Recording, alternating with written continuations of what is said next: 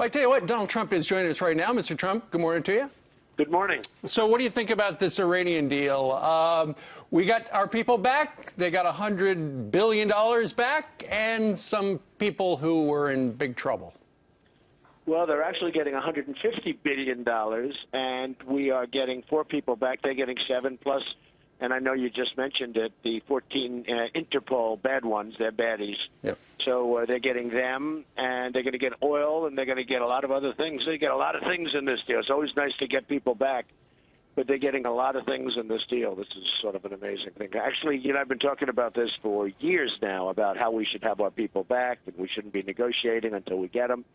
And then I heard they got back. I said, well, that's good, finally. And I figured we were just getting them back, and I didn't realize we were giving up so much. We just gave up so much. It's just such a bad deal. And it's nice to have our people back, but it's just such a bad deal. It could have been so much better. So do you think that this is setting a dangerous precedent, or do you think the president could and should be taking a victory lap of any sort this morning?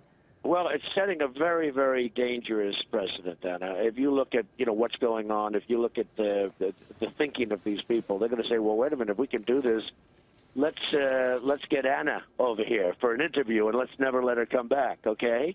You know, they'd be very happy with that. Can you imagine what they'd get for Anna? You're saying it puts a bounty on Americans' heads abroad. That would be an amazing one, right? But no, but seriously, if you know, I mean, what we're doing is anybody that's anywhere near the region, they're going to start taking Americans, and they're going to negotiate deals. These are, you know, the Persians are great negotiators, and they've proven it here, but they're great negotiators. And there was no reason for this. When we made the deal originally, we should have said we want the prisoners back, and they would have said no, and we would have just gone on a little bit, and we would have said, that's okay, you leave the room. They never leave the room. You know, the Americans never left the room once. How do you have a deal that, first of all, the deal took too long. But how do you have a deal like that? They leave the room, and they say, and they double up the sanctions. They'll call you within 48 hours saying you've got your prisoners back, and this would have taken place 3 years ago. I mean, they're babies. They don't know what they're doing. This administration, they just don't know what they're doing. It's so embarrassing. Meanwhile, at 8 minutes after the hour, your name came up again last night. Not only did it come up at the State of the Union, but it also came up in the State of the Democrats candidates to hopefully, from their point of view, say the next State of the Union address. Bernie Sanders and Martin O'Malley weighing in on you. It is beyond my comprehension how we can elect the President of the United States, somebody like Trump, who believes that climate change is a hoax invented by the Chinese. Donald Trump wants to start a registry in our country of people by faith. He can start with me, and I will sign up as one who is totally opposed to his fascist appeals that wants to vilify American Muslims. All right. They're responding to this tweet, Mr. Trump. The concept of global warming was created by and for the Chinese in order to make U.S. manufacturing non-competitive. Well, I think that climate change is just a very, very expensive form of tax. A lot of people are making a lot of money. I know much about climate change. I've received many environmental awards, and I often joke that this is done for the benefit of China. Obviously, I joke, but this is done for the benefit of China because China does not do anything to help climate change. They burn everything you can burn. They couldn't care less. They have very... You know, their standards are nothing, but in the meantime, they can undercut us on price. So it's very hard on our business. We want clean air. We want clean water. And I feel very strongly about that. Now, the other one, O'Malley, and you know, I just looked at the most recent poll with Sanders. I just don't see the guy. I can't imagine. Here's a guy who's a socialist / probably communist. But he could win the first 2 contests. Well, he could win it, but did you see the rest of the poll? The rest of the poll looks like it's pretty tough. But let's see what happens. It's hard to believe that he would get in. But to be honest with you, it's hard to believe that Hillary would get in. I mean, here you have 2 people, and the third one, his big claim to fame is he's the mayor of Baltimore.